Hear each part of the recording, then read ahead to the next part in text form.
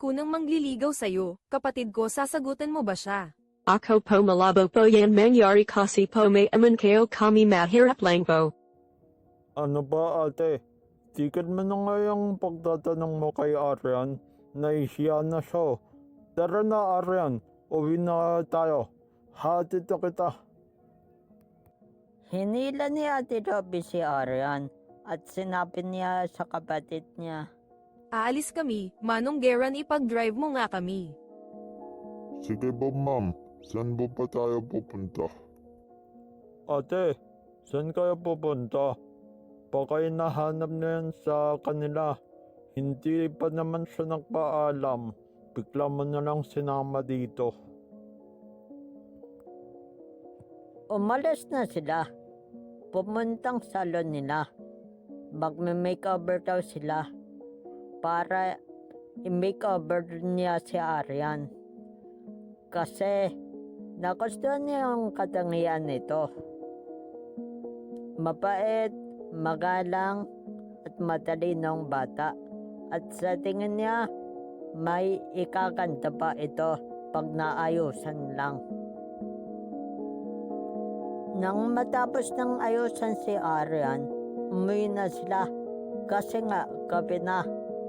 Bago niya iatid si Arian sa kanila, umuwi muna silang mansyon para ilabak ang gamit ni Ate Robby sa bahay nila at hinatid na nila si Arian.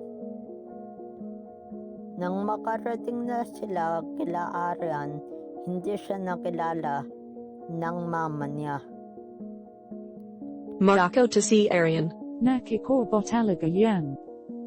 Ang ganda hoparu mas maganda yang kasamamu. Hello po, ako po yung ate ni Luis, anak ni MC. Inaku hindi mo sinobi Arian anak pola ni Madam C2. Halika po pas kayo pasan sayo no po sob bahay naman malait lang po. Pumasok na sila sa loob at inutusan niya si Arian para maglinis. Tapos, nakita niya yung papa niya kumakain pa sa mesa. Nak, sensya ka na.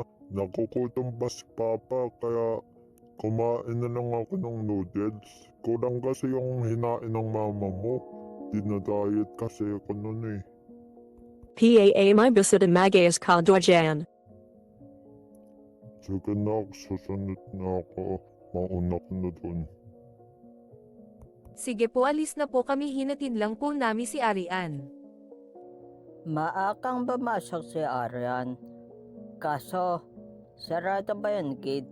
Kaya nakhinday pa siya sa gate. Maya-maya, dumating na yung kotse ng 4. Nagulat sila sa transform ni Arian. Hanep, tol. Ang ganda ni Arian, oh. Arian, sinong nakaya sa'yo? Kala ko nga, new transfer dito sa school. Hindi kita nakilala eh, parang anghel. Eh ito ba, pinaayusan ako ng ate ni Luis. Ah, okay. So, nakilala mo na pala si Ate Robelyn? Ang lupit mo talaga, tol. Tumatamabs ka na kay Arian ng hindi namin alam, ha? At sinaman pa ba sa mansyon? Ang lupit mo? Si Ratol, si ate ang may kagustuhan na isama si Arian sa mansyon. Alam mo naman yun, pag may nakugustuhan na babae, rinireto agad sa akin. Haha. At tumating na yung isang kwarta para buksan yung gate. Ay, sir. Sorry po. Tinanghali lang po ako ng gising. Hindi na po mauulit. Ang akin na naman po. Hoy, ikaw, bakit pa patay-patay ka sa trabaho mo? At bakit late ka? Gusto mo makarating do kay mami? Sabay-sabay na silang naglakad. Papasok. Habang naglalakad sila, hindi nila akalaing makakasalubong nila yung grupo ni Loreto. Wow, ang ganda ni Arian ah. Miss, sa amin ka na lang sumabay. Wag na dyan sa apat na hambog na yan. Pare, nakakabastos ka na ng babae. Bitawan mo siya. Sinabi kong bitawan mo siya. Kung ayaw ko, may magagawa ka. Tanungin na lang natin si Arian, oh. Arian, kanina ka sasama?